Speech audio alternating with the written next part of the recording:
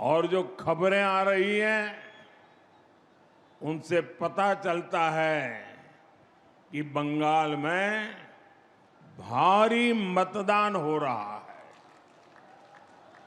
पहले चरण की तरह ही जनता वोट देने के लिए बड़ी संख्या में घरों से निकल रही है।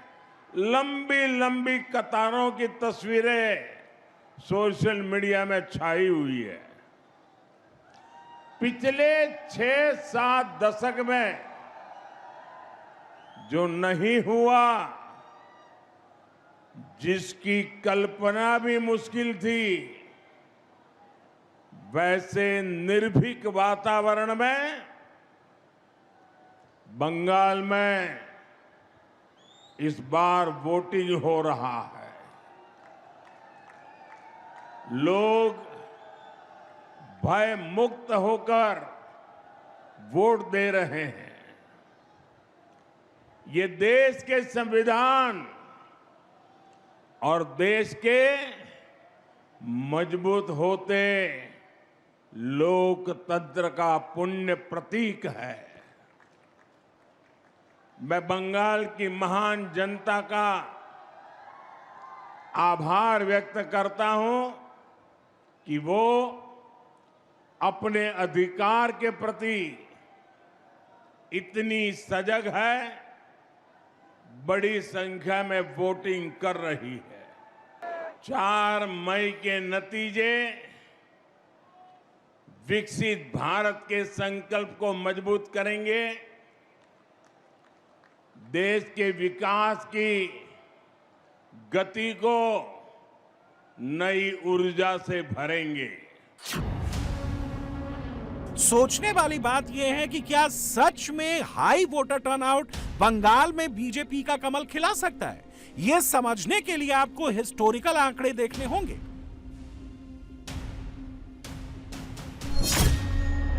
क्योंकि जब जब मतदान का प्रतिशत बढ़ा है, तब तब बीजेपी और उसके सहयोगी दलों यानी एनडीए को फायदा हुआ है। रिपोर्ट्स के मुताबिक जहां भी वोटर टर्नआउट बढ़ा, वहां एनडीए ने करीब 66% यानी 2/3 सीटें जीती हैं।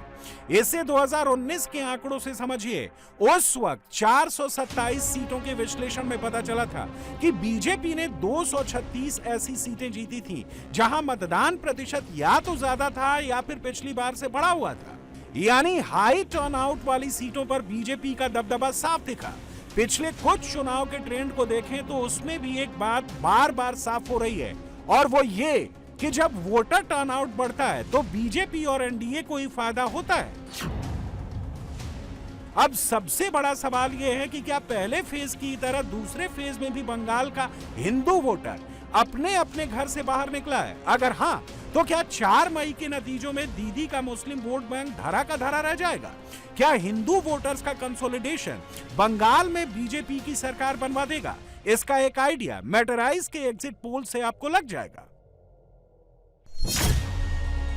मैटराइज के एग्जिट पोल के मुताबिक अब की बार बंगाल के वोटर्स के सामने वोट देते वक्त जो सबसे बड़े चुनावी मुद्दे थे, उनमें से 13% की राय चुनाव में हिंसा थी, 12% की राय अवैध घुसपैठ थी, 12% की राय में ममता सरकार के काम के तरीकों से नाराजगी थी, महिला सुरक्षा 7% लोगों के लिए बड़ा मुद्दा था, धार्मिक ध्रुवीकरण के नाम पर 5% लोगों ने वोटिंग की।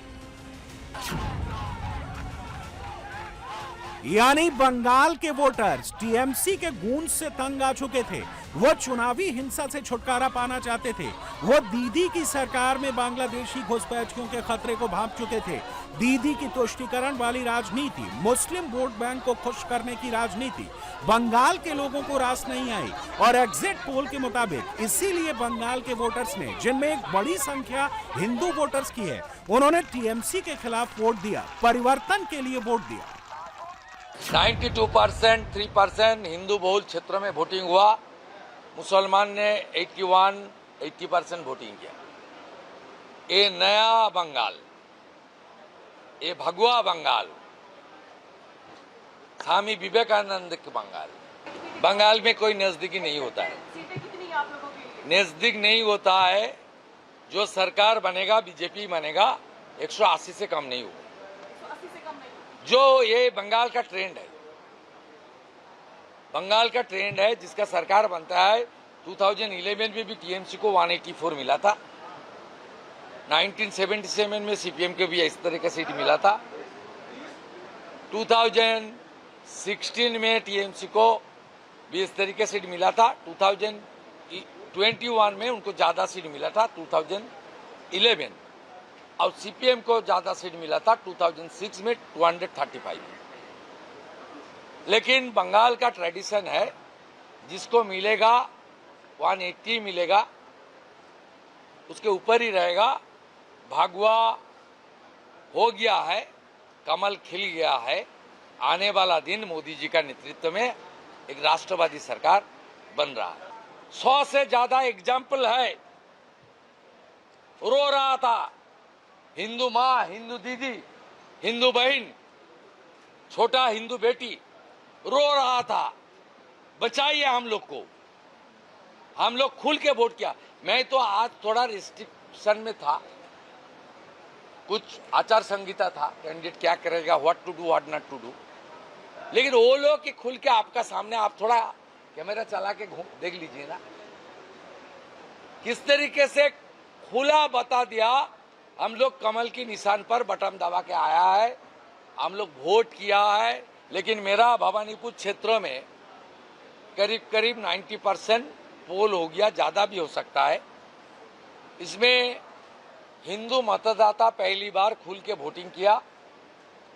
हर हिंदू बूथ में 92, 93%, 95% तक ये वोटिंग किया, और ये लोग परिवर्तन के पक्ष में वोट किया, ये मेरा उम्मीद है। मैटेराइज के एग्जिट पोल के मुताबिक इस बार 44% पुरुषों ने बीजेपी को वोट दिया, 40% ने टीएमसी को वोट दिया, 16% पुरुषों के वोट अन्य को मिले। इसी तरह 41% महिलाओं का वोट बीजेपी का मिला, 44% महिलाओं ने टीएमसी को वोट दिया और 15% महिलाओं का वोट अन्य के खाते में गया। बंगाल की महिलाओं ने दीदी को वोट तो जरूर दिया, लेकिन मैटेराइज के एग्जिट पोल के मुताबिक दीदी की महिला वोट का एक बड़ा हिस्सा मोदी की तरफ आ गया और इससे बहुत फर्क पड़ा।